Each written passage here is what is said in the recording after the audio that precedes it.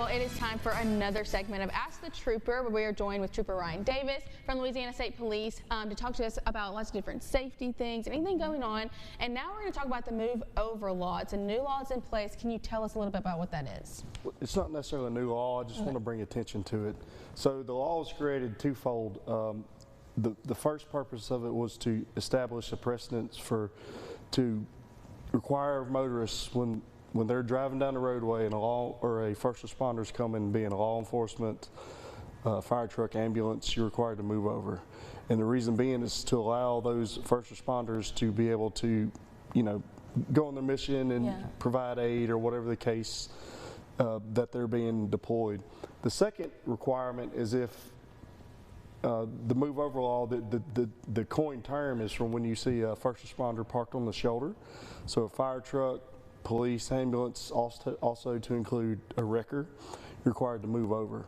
So if you have a first responder on the right shoulder on a 4-lane highway or a 2-lane highway such as Interstate 20, 2 lanes on the east and west side, and you're in the right lane with a first responder on the shoulder, you're required to move over. And the reason being, for years, car crashes have been the leading killer of first responders, especially tow truck drivers and firemen. So it is very important that motorists move over.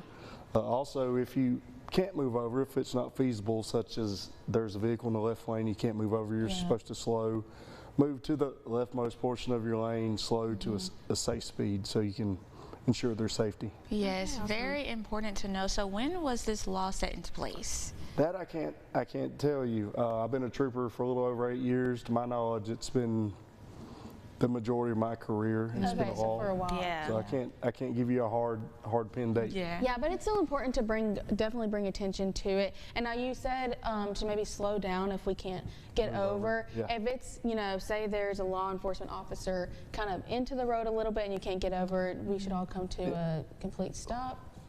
Or should we just try to slow down until you need to read the situation. And the reason that either a law enforcement officer or a fire truck are in the lane partially is so that if we do want you to move over, but in the off chance event that vehicle does get struck, if you ever notice how they're canted, the impacting vehicle will glance off away from where the workers are, where the first responders are. But first responders, police, firemen, they do have approval to shut down those lanes with their vehicle if the need arises. So if you do see a first responder vehicle blocking the lane, do your best to get over. If you can't get over, stop until you can do so safely. All right. It's definitely important to know that. I know, like you mentioned, I-20, we see it all the time, stopped on the side and people are going really fast through there. So we definitely want to keep all of our law enforcement officers and everybody, first responders, safe. So thanks so much for helping us bring attention to this, giving us some tips on what to do when we see y'all out there.